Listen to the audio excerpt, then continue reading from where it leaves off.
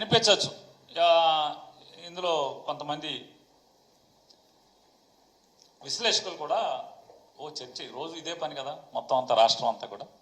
ఆ విశ్లేషకులు కూడా ఏమంటున్నారంటే పేరు నాని ప్రతి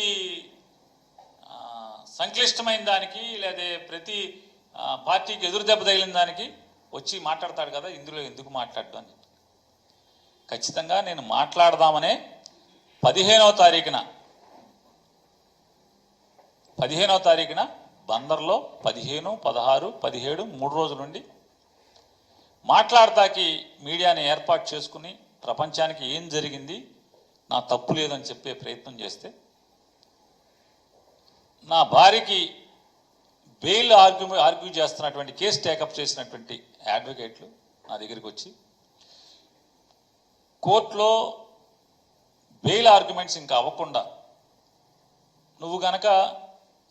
నువ్వు మాట్లాడితే రేపొద్దున కోర్టుని బెంచ్ని ఇన్ఫ్లుయెన్స్ చేస్తానికి మాట్లాడుతున్నాడు ఇదంతా కూడా అని చెప్పని వాళ్ళు వాదించడానికి అవకాశం ఉంటుంది. నువ్వు మాట్లాడద్దు బెయిల్ ఆర్గ్యుమెంట్స్ అయ్యే వరకు అని చెప్పని నాతో గట్టిగా వాదన చేశారు. నేను కూడా వారికి చెప్పాను, ఇప్పటికే రాజకీయంగా కక్ష సాధింపుతో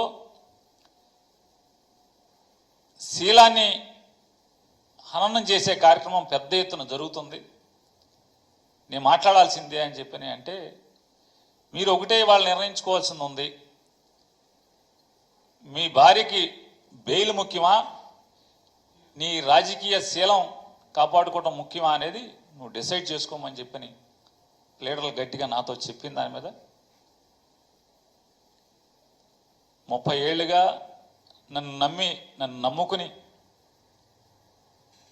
నా ఇంటికి అడుగుపెట్టినటువంటి నా ఇంటి ఇల్లాలకి ఆవిడ ఏ రోజు రాజకీయాల్లోకి తొంగి కూడా చూడనటువంటి దేవుడు పూజలు తప్పితే మరొక వ్యాపకం కూడా లేనటువంటి ఆవిడ మీద నన్ను చేసుకున్న పాపానికి ఎంత ఆవిడ వ్యక్తిత్వాన్ని నిజంగా అదృష్టం ఆవిడ ఆత్మహత్య చేసుకోకుండా మిగిలి ఉంటాం. ఎంత నీచంగా ఆవిడ క్యారెక్టర్ని అసాసిన్ చేస్తూ నేను ఇవాళ ప్రెస్ మీట్ పెట్టానంటే రాత్రికో పొద్దున్నే టీడీపీ జనసేన అఫీషియల్ వాళ్ళ తరపున వకాల్తా పుచ్చుకుని మాట్లాడే యూట్యూబర్స్ ఎంత అసభ్య పదజాలంతో ఎంత అసహ్యంగా ఆవిడ గురించి పోస్టులు పెట్టేవాళ్ళు అంటే రాజకీయాల్లోకి వచ్చాక ఇంత అసహ్యంగా దిగజారిన పరిస్థితులు. అంటే వైఎస్ఆర్ కాంగ్రెస్ పార్టీ నుంచి ఈడు గట్టిగా మాట్లాడుతున్నాడు కాబట్టి ఈయన్ని కొంగదీయాలంటే ఇంట్లో వాళ్ళని అటాక్ చేస్తే ఇటు మాంతాడనేది ఎత్తుగడగా ఇంత నీచంగా ఉన్న పరిస్థితుల్లో అంటే ఆవిడకి ఏమి ఇచ్చాను అంటే మా గురించి కుటుంబం గురించి నా భార్య గురించి తెలవనోడు ఏం మాట్లాడుకుంటాడు, ఏమని మాట్లాడుకుంటారు? నిజమే యూట్యూబ్లో వస్తే అంతే కదా, నిజమేమోనే కదా. చివరికి నన్ను చేసుకున్న పాపానికి చివరికి ఆ కళంకం ఆ నిందలు ఆ బురద కూడా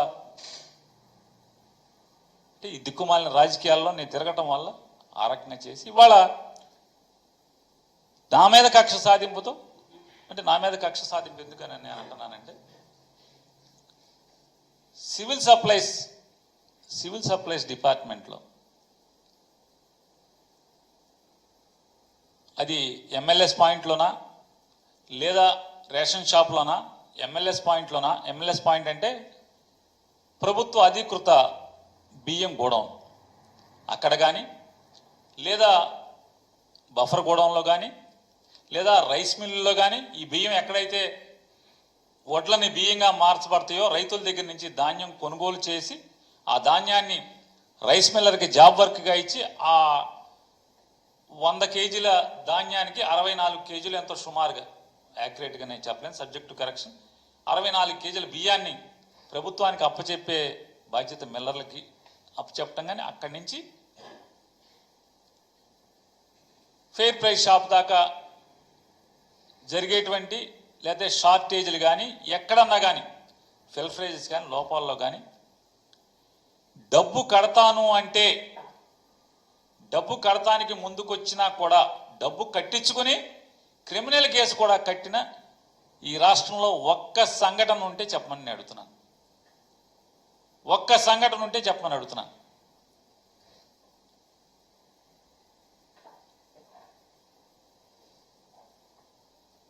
నాదెండ్ల మనోహర్ గారు కూడా మాట్లాడారు. ఆయన ఏవో మాట్లాడారు, అవన్నీ కూడా చాలా సమయం ఉంది, కోర్టులు ఉన్నాయి, కోర్టుల్లో బెయిల్స్ అన్నీ అయిన తర్వాత విచారణ జరుగుతుంది. జరిగినప్పుడు మనోహర్ గారి తరఫున ఆయన ప్లేడర్లు ఆయన వాదిస్తారు, ప్రభుత్వం తరఫున మా ప్లేడర్లు వాదిస్తారు. నేను నిజంగానే అంటే నా భార్య లేకపోతే వీళ్ళందరూ రాజకీయంగా ఆపాదించినట్టు నేను పాపం చేసి ఉంటే ఖచ్చితంగా అనుభవిస్తాను. నేను మాట్లాడే మాటలు మరీ ప్రత్యేకించి సామాన్య ప్రజలకి నేను ఒకటే నా విజ్ఞప్తి, అభ్యర్థన. ఇందులో నాకు గనక ఏదన్నా అంటే లేదా నా భార్య కానీ నేను కానీ ఏదన్నా చిన్న పాపం చేసి ఉన్నాం, పాపానికి మేము భాగస్థులం అయి ఉన్నామంటే గనక నేను అత్యంత ప్రేమించేటువంటి దేవుళ్ళ కంటే మిన్నగా ప్రేమించేటువంటి చనిపోయి మరణించినటువంటి నాకు జన్మనిచ్చిన తల్లి మీద ప్రమాణం చేసి నేను చెప్తున్నాను. అంటే ప్రమాణం చేస్తే సరిపోద్దా అంటే నాకు జన్మనిచ్చిన తల్లి మరణించి ఉంది, ఆవిడ మీద ప్రమాణం కంటే నేను ఏం చేయగలను చెప్పండి. దీంట్లో నా భార్యకి కానీ నాకు కానీ ఏ పాపం లేదు అని కూడా ప్రజలకు చెప్పుకుంటున్నాను. నేను రాజకీయ నాయకులకు చెప్పట్లేదు, ప్రజలకు చెప్పుకుంటున్నాను.